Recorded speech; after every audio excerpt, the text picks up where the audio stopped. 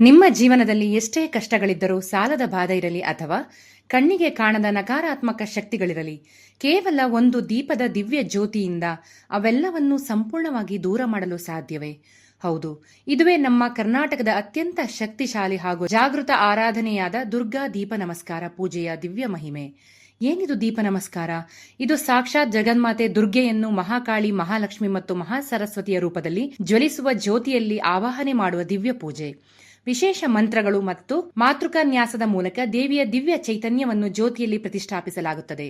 ನಮ್ಮ ಕರಾವಳಿ ಕರ್ನಾಟಕದ ತುಳುನಾಡಿನ ಪವಿತ್ರ ಕ್ಷೇತ್ರಗಳಲ್ಲಿ, ಅದರಲ್ಲೂ ಪ್ರಮುಖವಾಗಿ ನಂದಿನಿ ನದಿಯ ಮಧ್ಯದಲ್ಲಿರುವ ಕಟೀಲು ಶ್ರೀ ದುರ್ಗಾ ಪರಮೇಶ್ವರಿ ದೇವಾಲಯದಲ್ಲಿ ಈ ಸೇವೆ ಅತ್ಯಂತ ಪ್ರಸಿದ್ಧ ಹಾಗೂ ಭಕ್ತರ ಕಷ್ಟಗಳನ್ನು ಕ್ಷಣದಲ್ಲಿ ನಿವಾರಿಸುವ ಜಾಗೃತ ಶಕ್ತಿಯಾಗಿದೆ.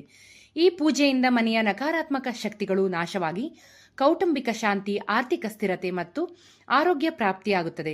ಭಕ್ತಿಯಿಂದ 108 ಅಥವಾ 1008 ದೀಪಗಳನ್ನು ಹಚ್ಚಿ ಸಾಷ್ಟಾಂಗ ಪ್ರಣಾಮಗಳನ್ನು ಸಲ್ಲಿಸಿ ದೇವಿಗೆ ಪ್ರಿಯವಾದ ಗೂಢಾನ್ನವನ್ನು ನೈವೇದ್ಯವಾಗಿ ಸಮರ್ಪಿಸಲಾಗುತ್ತದೆ.